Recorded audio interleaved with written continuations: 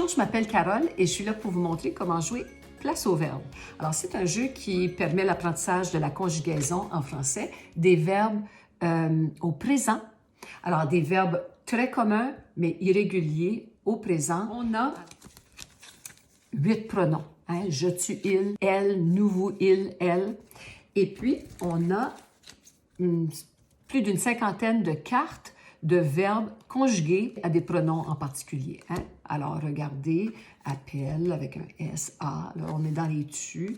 Attends, on va aller voir si on a évidemment des verbes accordés avec la troisième personne du singulier, avec le vous, etc. Vous comprenez?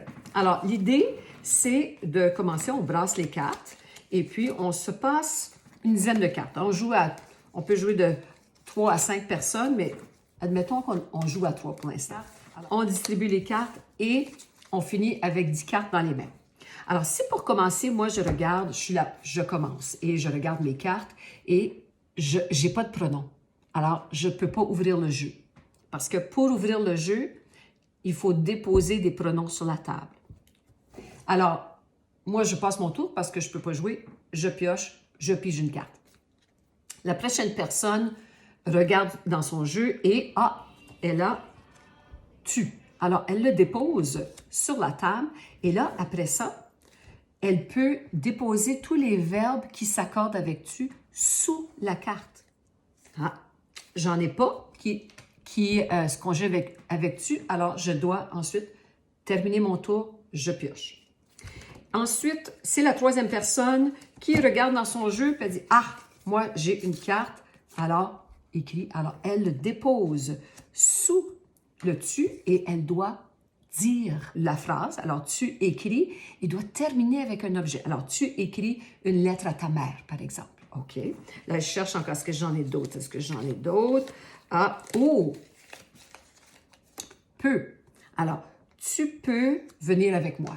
La personne dit la phrase, dit le pronom, le verbe et ajoute un élément. Et là, c'est tout. Et là, moi, c'est mon tour et tout à l'heure, j'ai pioché le nous. OK? Alors là, je peux le déposer à côté et là, je peux jouer, moi, sous le tu et sous le nous. Alors, je regarde. OK. Nous attendons. Nous attendons une bonne nouvelle. Puis là, je regarde. Est-ce que j'ai quelque chose qui va avec tu? J'ai un autre qui va sous le nous. Alors, nous voyons l'éclipse. OK. Alors, l'objectif, c'est de terminer ces cartes en premier, mais aussi de faire des phrases. Ensuite, on ajoute le fou. Il y a des fous qui peuvent remplacer un pronom, qui peuvent remplacer un verbe. Je peux dire nous allons en France, par exemple. OK? Alors, ça devient allons. J'ai décidé que c'était le vous. OK?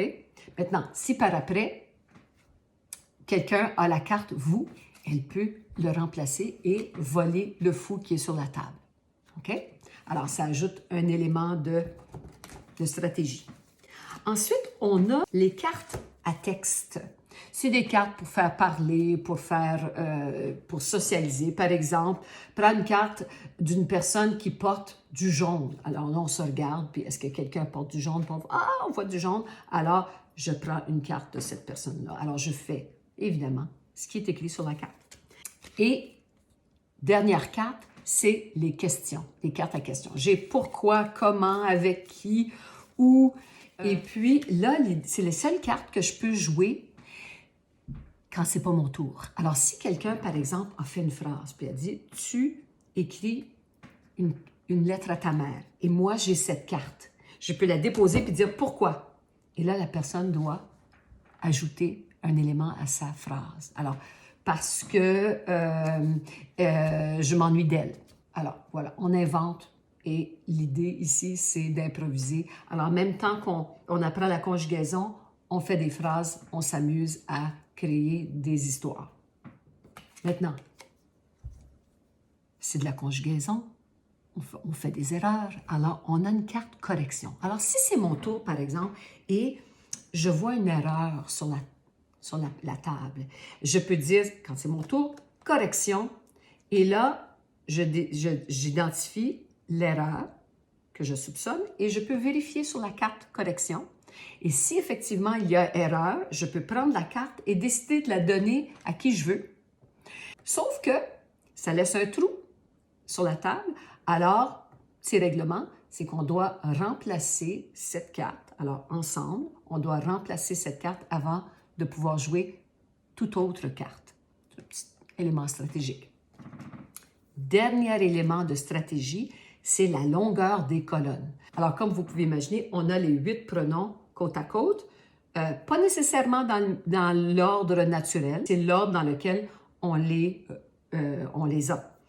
Et ensuite, on a les colonnes de verbes sous les pronoms. Petit règlement. Chaque colonne ne peut pas dépasser sa colonne à la gauche. OK.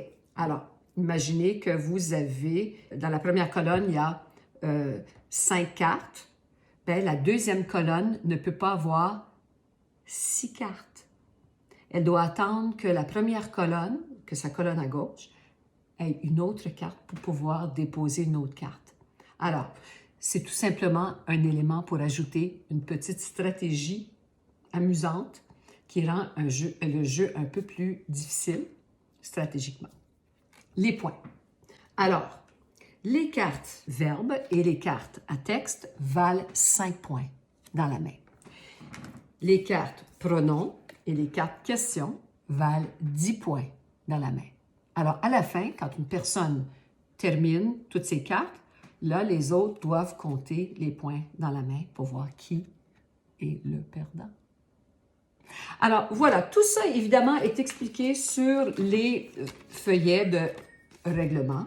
On est en train de faire la version passé composé qui va sortir très bientôt. Alors, suivez-nous sur les réseaux. On a des belles annonces à faire bientôt. Merci.